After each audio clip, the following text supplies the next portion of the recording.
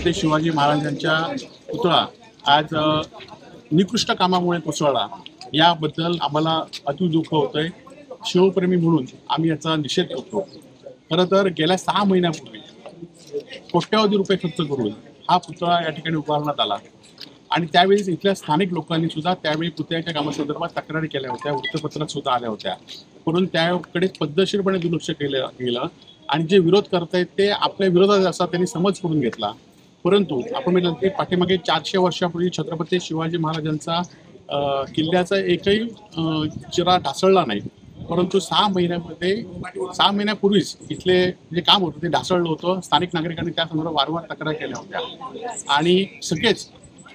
पंतप्रधान मोदींच्या दौऱ्याच्या पार्श्वभूमीवर काहीतरी वेगळं केलं पाहिजे म्हणून हा पुतळा या ठिकाणी करण्यात आला। परंतु त्यावेळीच्या निकृष्ट बांधकामामुळे आता खरं तर सरकार आपली भूमिका आपले हे दुसऱ्यावर ढकलतील,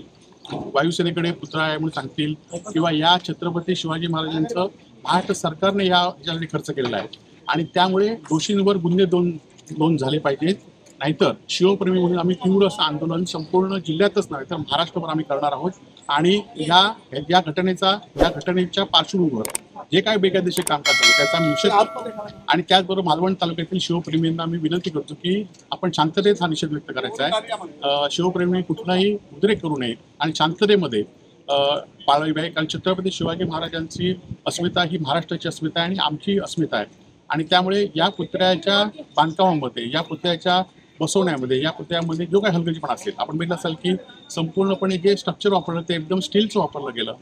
लोखंडी वापरलं गेलं,